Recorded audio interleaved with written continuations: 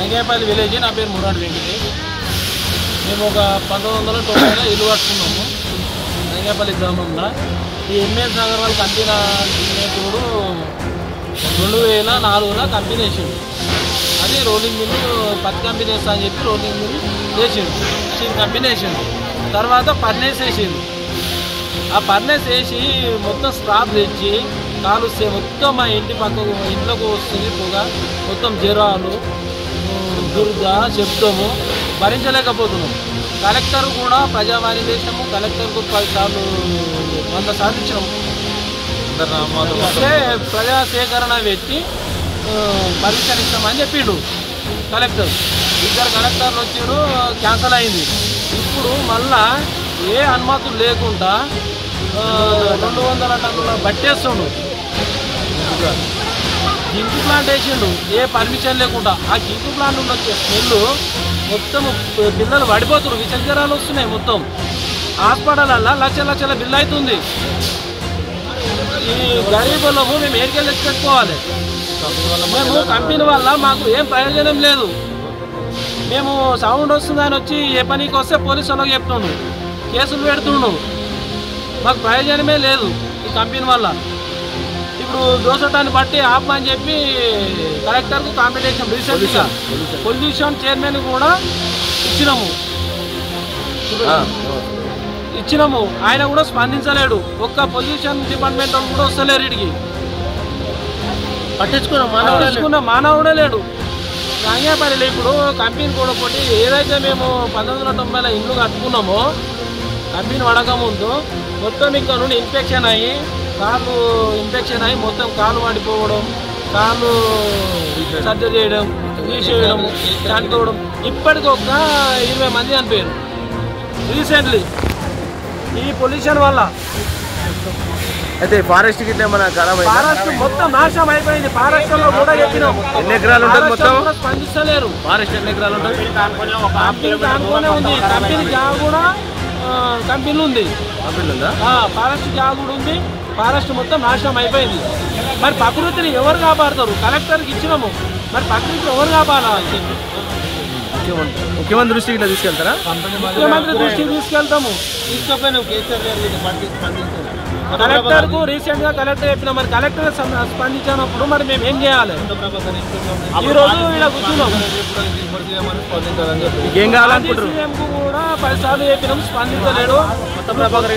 ఇప్పుడు కొత్త గవర్నమెంట్ వచ్చింది కాబట్టి కాంగ్రెస్ ఈ కొత్త సీఎం కూడా పట్టించుకొని మాకు న్యాయం చేయాలని మేము కోరుతున్నాం. ఏం కావాలి న్యాయం అంటే? న్యాయం అంటే మాకు ఆ కంపెనీ వద్దు, ఆ సౌండ్ పొల్యూషన్ బంద్ కావాలి. ఇప్పుడు వేసే దోసటాన్ని బట్టి మొత్తం డిస్మెంటల్ చేయాలి, బంద్ చేయాలి. మేము ఆర్టీఏ పెట్టినాము.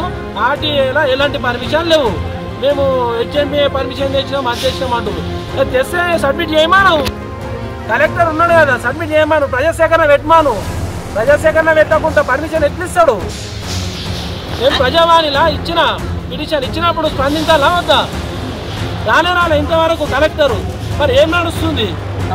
ఇప్పుడు ప్రజలను ఎవరు కాపాడాలి? ఇప్పుడు రాజకీయ నాయకులు అంటే వాళ్ళు రాజకీయం చేస్తారు. ఇప్పుడు అధికారులను రావాలి కదా. పొల్యూషన్ డిపార్ట్మెంట్ వాళ్ళు వచ్చిన దాఖలే లేవు. ఇప్పుడు కలెక్టర్ రావాలి కదా, రాలేడు ఇంతవరకు. మరి ఏం చేయాలి? మేము సీఎం దగ్గరికి 2-3 రోజుల సీఎం కూడా నడుస్తాం. ఇది ఇడిసబెట్టే ప్రసక్తే లేదు. కలెక్టర్ని కూడా ముట్టడిస్తాం.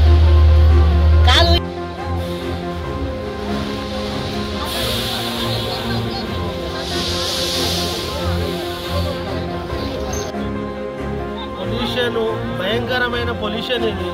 దీన్ని పట్టించుకున్న మానవుడు లేడు.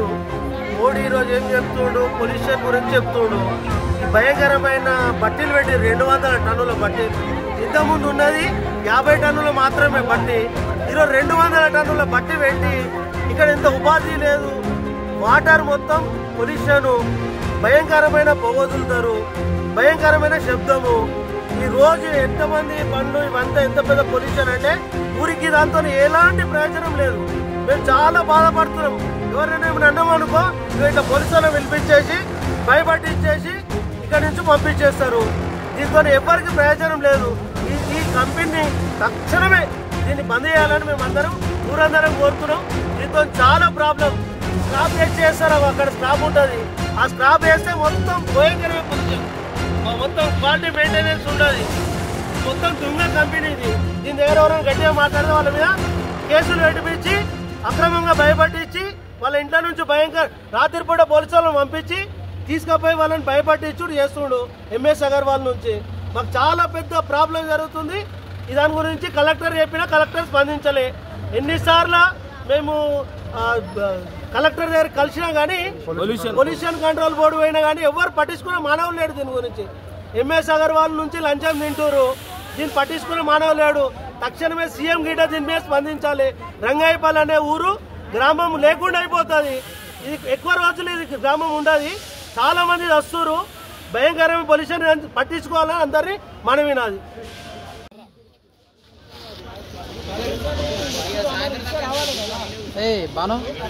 బాను జరుగు